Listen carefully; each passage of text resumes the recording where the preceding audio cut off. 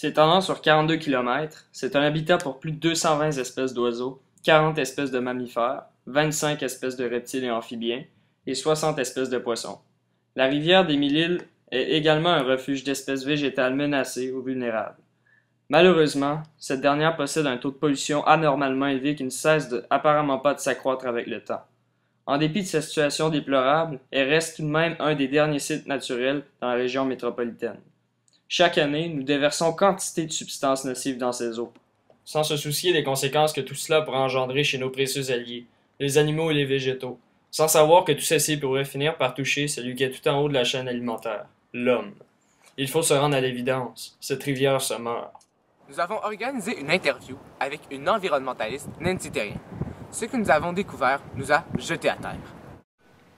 Quelles sont les mesures qui ont été prises afin de tenter de régler le problème de pollution qui affecte la rivière des Mille-Îles? Bien, premièrement, Ottawa a donné à Éco-Nature plus de 61 000 $ pour sauver la rivière des Mille-Îles et a donné aussi le statut de réserve faunique à plusieurs îles. Aussi, plusieurs autres mesures ont été prises. Mais qu'est-ce qui a fait exploser ce taux de pollution? Les rejets industriels tels que le plomb, le cadmium, le nickel, le mercure, les PCB, les rejets domestiques tels que le phosphore, les médicaments et les cosmétiques. Et il y a aussi les rejets agricoles. Nous avons aussi demandé à Maxence, un ancien scout, de nous raconter son expérience après avoir passé une journée à nettoyer les berges d'une île de la rivière des Mille-Îles. Donc, même moi, j'ai déjà été dans le scout jusqu'en secondaire 2. Et à chaque année, on allait nettoyer les berges de certaines îles de la rivière des Mille-Îles. Et je peux vous dire qu'on avait vraiment des grosses surprises. Il y avait énormément de déchets sur les rives de ces îles-là. On pouvait trouver de n'importe quoi, des canettes, des souliers, des restes de bateaux. Il est évident que les déchets que l'on retrouve sur les rives de cette rivière proviennent des gens qui ont négligé de les jeter à la poubelle. Mais leur grand nombre est aussi expliqué par un autre phénomène, les rejets des égouts. Donc, nous avons notre égout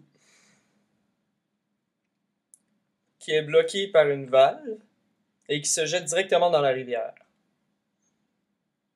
Il se met donc à pleuvoir, et vu que le sol est imperméabilisé, toute la pluie va se rendre dans les égouts, qui vont éventuellement se mettre à déborder. Donc, nous allons ouvrir la valve, et tous les rejets et tous les déchets dans les égouts vont se retrouver dans la rivière. Nous le savons tous, le nombre d'usines ne cesse d'augmenter. Donc, la quantité de rejets que nous déversons dans la rivière aussi. Pour vous démontrer à quel point l'eau de la rivière des Mille-Îles est sale, nous avons décidé de faire une petite expérimentation. Ici, vous avez l'eau de la rivière des Mille-Îles, en comparaison avec l'eau du robinet. L'expérience consiste à filtrer cette eau.